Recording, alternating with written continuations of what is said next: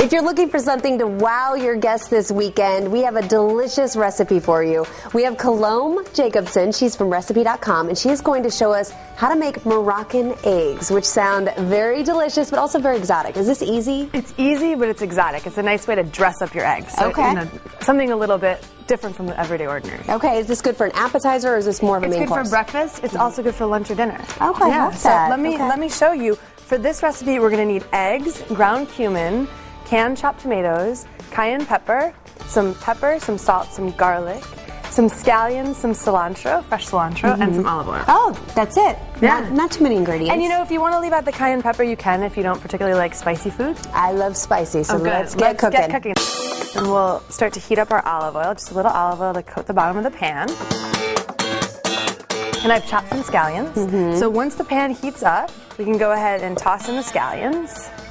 Ooh, it's already sizzling. I like that. Is. So, for the people at home who don't know, you were actually on the Next Food Network stuff. I was. What was that like? It was a great experience. It definitely made me think on my toes. You know, you have to be very spontaneous. So it was a great experience. Okay. Yeah. So, got our scallions. Do you want to go ahead and saute the scallions? So just go ahead and give them a little stir. I get the easy job. And to that, we're going to add some grated garlic. Now, I love to grate my garlic instead of mincing it or chopping it on the cutting board, especially if you're not so confident in your knife skills. It's a great way to get a nice paste with your garlic. And I like to add that in next after the scallions because I don't want it to burn. So if it gets to be a little too hot, you can always kind of shift it over a little bit. And to that, I'm going to add some fresh ground cumin. Now, you can get cumin on the shelf of your grocery store, but I like to freshly grind it because when you do that, you get a really nice punch to the spice, and it's, you know, a lot of times spices have been sitting on the shelves, so they don't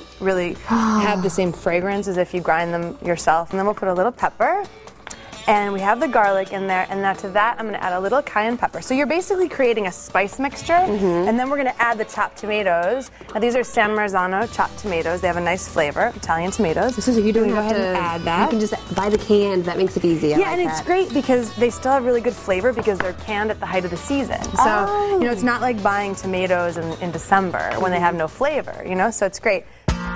And if you want to enhance the sweetness of the tomatoes, you can also add a little honey. You can already smell the spices. It smells delicious. Cumin is a traditionally used spice in the Mediterranean and Northern Africa, and it's just got such a wonderful flavor, and the aroma is just wonderful.